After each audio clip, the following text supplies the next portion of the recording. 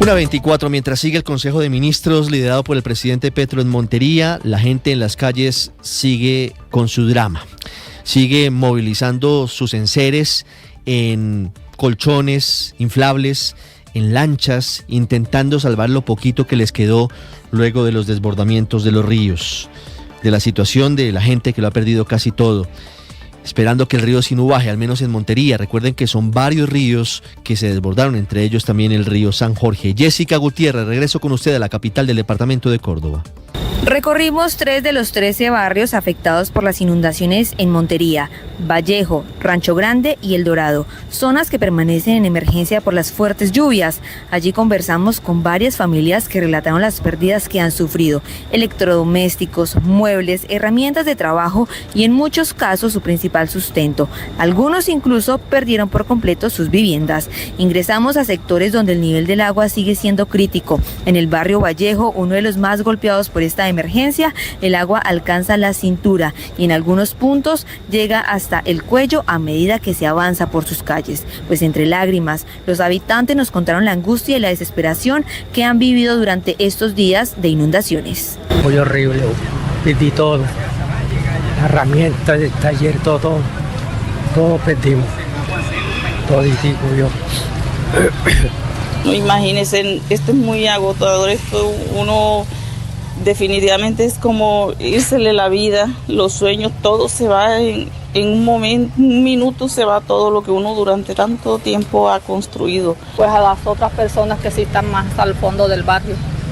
Se nos alcanzó a meter el agua muy poco, pues gracias a Dios pusimos barreras en las puertas y eso y nos ayudó.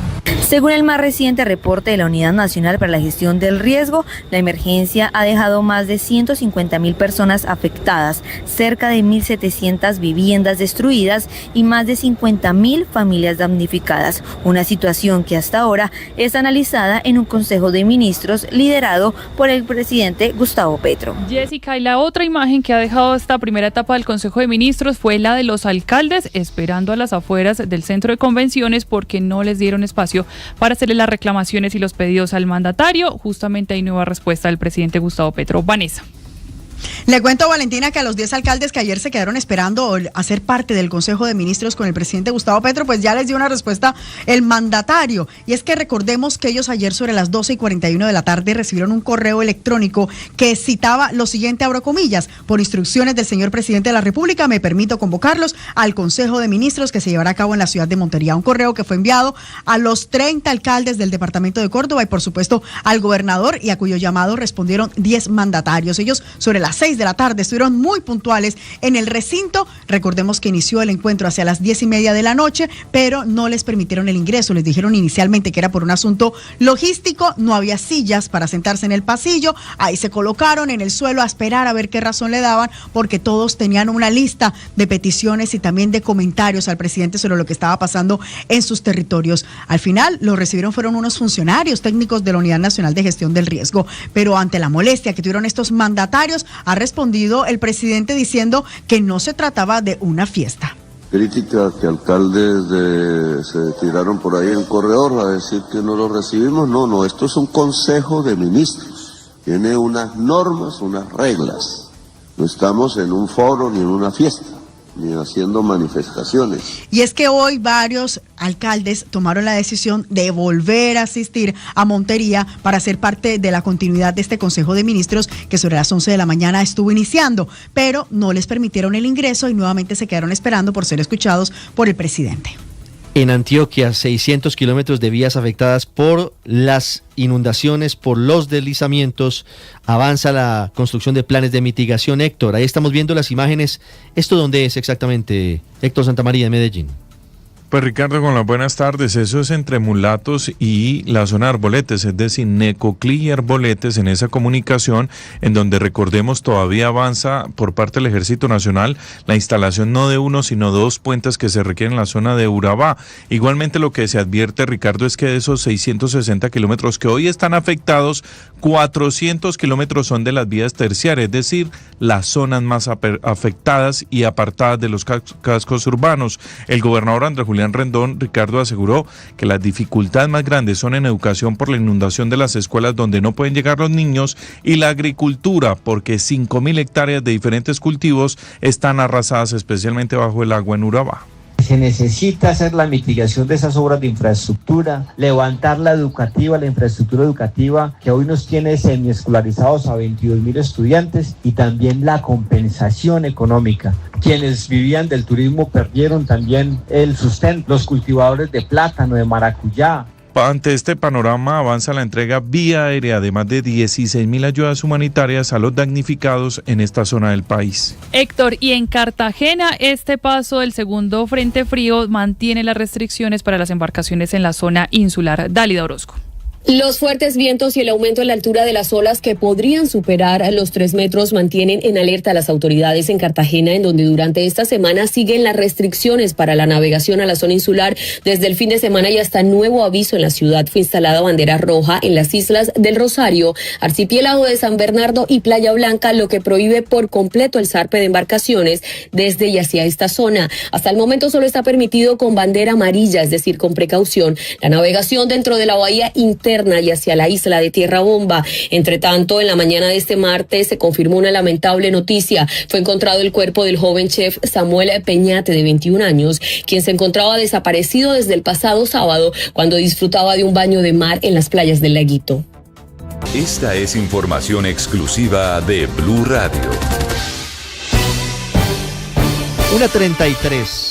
Esta es una primicia política que tiene que ver con el futuro de la muy enredada situación de las listas del pacto histórico que se han caído en algunas partes del país por cuenta de demandas y de solicitudes, pero sobre todo por la incertidumbre que existe sobre el pacto histórico. Recuerden ustedes que todavía no tiene en firme ese partido político la personería jurídica para ser la sombrilla que cobije a todos los movimientos y políticos de izquierda que antes estaban separados, entre ellos el movimiento Colombia Humana, que es el movimiento original del presidente Gustavo Petro.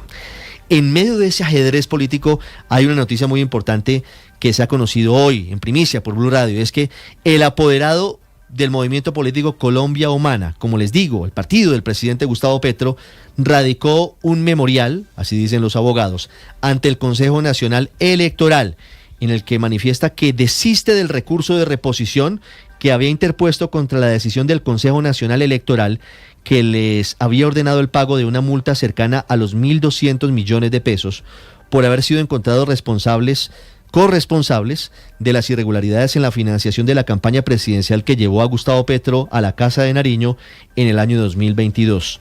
Como les digo, hemos conocido en primicia el documento enviado a los magistrados Benjamín Ortiz y Álvaro Hernán Prada, en el que dice textualmente el abogado Ulises Durán lo siguiente: en mi calidad de apoderado del movimiento político Colombia Humana, me permito manifestar que desisto del recurso de reposición interpuesto contra la resolución 11008 del 27 de noviembre del 2025, expedida por el Consejo Nacional Electoral, y agrega que en consecuencia solicito que se acepte mi desistimiento y se actúe en consecuencia. ¿Eso qué significa en la práctica? Que el movimiento Colombia Humana acepta el fallo sancionatorio del CNE relacionado con las irregularidades en la financiación de la campaña Petro Presidente 2022 y por lo tanto habilita al Consejo Nacional Electoral para el cobro de la millonaria multa. Les repito, son más de 1.200 millones de pesos, que podría ser asumida por el pacto histórico, repito que es, digamos, de manera gráfica, el papá, el que recoge a todos los movimientos, con cargo a los gastos de funcionamiento del partido. Lo que hay detrás de esta movida es la intención de agilizar la fusión de la Colombia Humana con el pacto histórico, para lo cual los partidos que se fusionan no deben tener investigaciones ni sanciones pendientes. En este caso, con la aceptación de cargos y con el pago de la multa, se quita ese escollo que tendría para fusionarse todo el sector político de izquierda en torno al pacto histórico. Y adicionalmente, como les contaba comenzando, hay afán para evitar posibles sanciones o la caída de la elección de congresistas, en particular en el caso de la lista de la Colombia Humana de la Cámara de Representantes por Bogotá, que tuvo que inscribirse provisionalmente por el pacto histórico.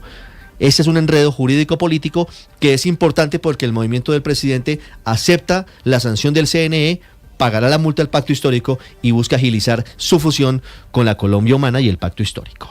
Ya en blurradio.com pueden encontrar entonces lo que implica esta decisión para el futuro del pacto histórico. Y en otros temas, Blue Radio conoció un informe de inteligencia militar que muestra cómo hoy las disidencias de las FARC, bajo el mando de alias Iván Mordisco, se están distribuyendo el control de territorio en el sur del país, en especial en el departamento del Cauca. Felipe García. Las disidencias de las FARC bajo el mando de alias Iván Mordisco mantienen en el Cauca uno de sus principales brazos armados mediante el bloque occidental Jacobo Arenas, una estructura criminal con control territorial, capacidad terrorista y economías ilícitas consolidadas. Desde allí coordinan frentes rurales y urbanos, corredores hacia el Pacífico y acciones de alto impacto contra la fuerza pública y la población civil.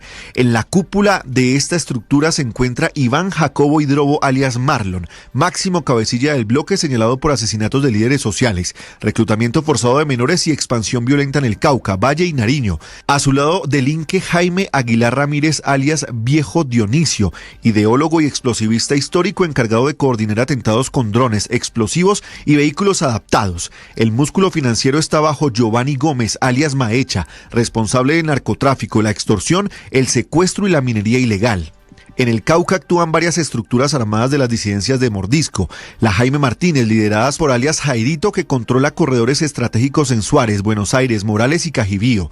La Dagoberto Ramos Ortiz, al mando de alias David Omipés, es responsable de atentados con carros bomba, asesinatos selectivos y reclutamiento de menores. En el sur del departamento delinque la Carlos Patiño, dirigida por alias Zamora, señalada de secuestros masivos, homicidios de líderes sociales y ataques en Argelia, El Tambo, Patía y El Plateado.